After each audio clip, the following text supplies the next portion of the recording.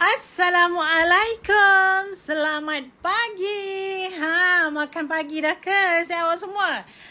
Mak Ti nak tunjuk resipi simple je ni. Simple pun sedap ni. Ni Mak Ti nak buat pisang goreng gula.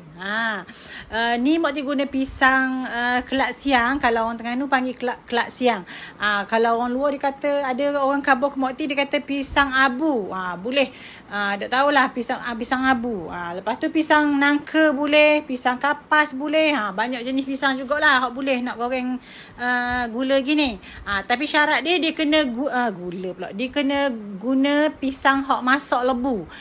Masak kalau hak masak sikit-sikit tak apa sedap mana. Dia kena masak betul-betul.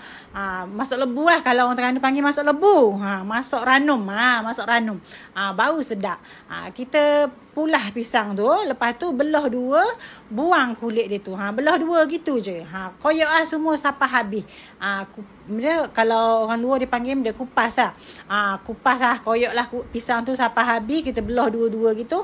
Lepas tu kita goreng kulit pisang tu. Kalau ada monyet pula, ada kambing ke lembu ke kat rumah, boleh bagi dia makan. Kalau tak pun boleh recycle buat baja kulit pisang tu. Allah, jatuh pula pisang waktu tak apa, lepas koyak semua tu bersih-bersih dah, ni molek comel dah tu, kita goreng.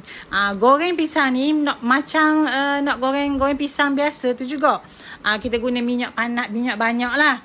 Panas minyak tu dulu, biar dia panas dulu betul-betul, baru letak pisang tu. Kalau dia tak panas, dia jadi bekok minyak. Daripada minyak masuk dalam pisang tu banyak sangat jadi. Lepas tu kita goreng, letak semua tu. Tak lama pun, sekejap je goreng pisang ni. Lepas tu kita tak boleh tinggal-tinggal lah, kita tengok, sebab takut dia cepat hangit. Sebab pisang tu masuk lebu, dia manis kan, dia jadi cepat warna hitam sebab dia manis tu. Manis pisang tu. Bila goreng tu kita boleh balik-balik lah. Goreng pisang ni, dia memang simple je menu ni, tapi Allah sedap. Dia ni orang rumah Mak Ti hari tu, dia pernah makan pisang ni dekat KLCC, lama dah lah, 2-3 tahun dah. Dan ada dalam 5-6 keping je, tapi RM50 pinggang. Allah, tak payahlah, betul dah, tapi sebab tempat dia mahal tau situ tau. Ni kita goreng sendiri je. Dia memang simple, senang-senang, tak halu. Tak payah letak benda-benda, goreng gitu je, goreng bodoh je. Kalau orang Terengganu panggil goreng bodoh gitu je. Lepas tu sudah, kalau nampak perang gitu, nak ke hitam-hitaman tu, masak lah tu. Jangan sampai hitam letong gitu. Sudah masak tu, angkat. Lepas tu tabur gula. Jangan banyak sangat gula tu.